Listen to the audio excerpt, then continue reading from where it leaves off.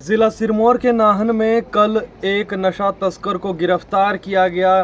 कोई बड़ी बात नहीं है, रोजाना नशा तस्कर गिरफ्तार होते हैं, लेकिन उसके कमरे से जो तस्वीर मिली, उस तस्वीर को वो पूछता था, वो तस्वीर आखिर किसकी थी, वो जब आप जानेंगे तो हैरान रह जाएंगे। देश में इस तरीके का पहला मामला सामने आया है।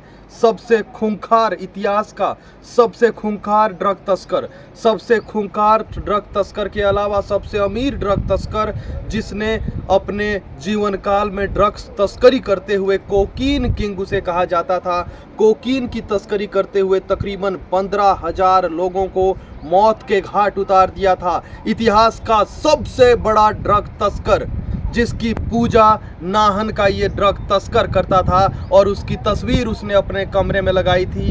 एसपी सिरमौर ने जब इस तस्वीर को दिखाया तो हैरान हुए कि इस तरीके के अपराधी, दुनिया के सबसे खतरनाक अपराधियों में से एक, इतिहास का सबसे खतरनाक ड्रग तस्कर की ये आजकल युवा या फिर ये नशा तस्कर पूजा करते हैं। उन्होंने हैरानी जताई। और उस ड्रग तस्कर का नाम है पाब्लो एस्कोबार। कोलंबिया का रहने वाला पाब्लो इतना अमीर हो चुका था कोकीन बेचकर कि उसके करोड़ों रुपए चूहे खा जाते थे। पाब्लो एस्कोबार एक ऐसा शख्स जिसका वसूल था चांदी लो या शीशा लो, यानी कि रिश्वत लो या फिर गोली खाओ। पाब्लो ने अपने अवैध कारोबार की शुरुआत 1970 में की थी।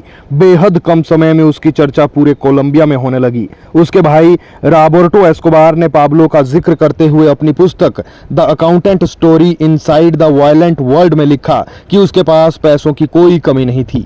अपराध की दुनिया में किंग ऑफ कोकीन के नाम से पाब्लो एस्कोबार मशहूर था। एक ऐसा अपराधी जो दुनिया में अमीरी के मामले में 7वें नंबर पर था। साल 1989 में फोर्ब्स पत्रिका ने इस अपराधी पाब्लो एस्कोबार को वर्ल्ड का 7वां सबसे रईस आदमी घोषित किया था। उसके पास 800 आलीशान मकान और लग्जरी गाड़ियों का भंडार था।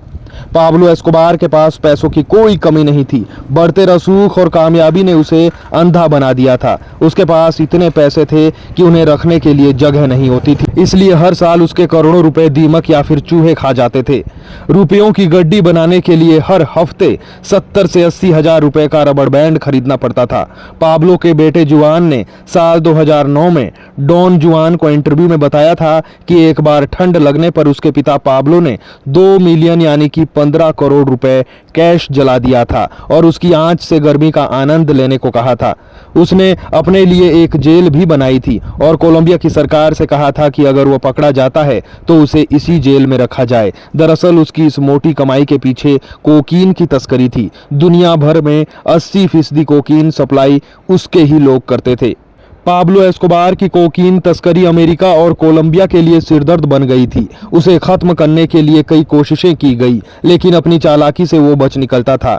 एक तरफ पुलिस जहां उसे अपराधी मानती थी, वहीं मेडेलिन के लोग उसे अपना रॉबिन हुड मानते थे। उसकी एक वजह यह थी कि उन पर पाब्लो खूब पैसे लुटाता था, उनकी जरूरतों का भी ध्यान रखता था, लेकिन उसने जो राह चुनी थी उसका अंत भी आखिर होना ही था। दुनिया के सबसे बड़े ड्रग डीलर पाब्लो एस्कोबार को 2 दिसंबर 1993 के दिन एक एनकाउंटर में मार दिया गया। इसके साथ ही एक अपराधी का अंत हुआ। अपराधी जब कामयाबी पर होता है तो उसे ये आभास नहीं होता कि हर गुनहगार के लिए सजा तय होती है और उसे वो भुगतनी पड़ती है। से जो हमने बरामदगियां की हैं उसमें ये तस्वीर भी है जो पाब्लो एस्कोबार जो एक अपराधी था, तस्कर था, उसकी, और इसके ये हमने बरामद करी है। इसके पीछे कुछ फोन नंबर्स वगैरह भी लिखे हुए थे इसमें, तो इसको हमने कब्जे में लिया है। फोन नंबर हम रिवील नहीं कर सकते हैं, लेकिन ये बड़ी चिंता की बात है कि इन लोगों के लिए इस तरह के अपराधी जो आज तक के सबसे बड़े ड्रग तस्कर रहे हैं, वो आइकन है। तो ये लोग समाज के दीमक हैं। पुलिस डिपार्टमेंट इनके खिलाफ लगातार कार्रवाई करता रहेगा। ये कौन था सर? ये पाब्लो एस्कोबार, ये कोलंबिया का एक ड्रग तस्कर, कोलंबिया का है। हाँ, और इतिहास का सबसे अमीर क्रिमिनल जिसको बोला जाए, इसको आइकन मान रहे हैं। ये इसका आइकन है। इनफैक्ट ये अपुष्ट सूत्रों से ये उसकी पूजा भी करता है। तो ये बड़ी चिंता की बात है। हम ये चाहते हैं कि मतलब मीडिया के थ्रू लोगों तक ये संदेश जाए कि अपराधियों को का महिमा मंडन या उनकी पूजा करना या उन्हें आदर्श मानना यूथ बंद करे।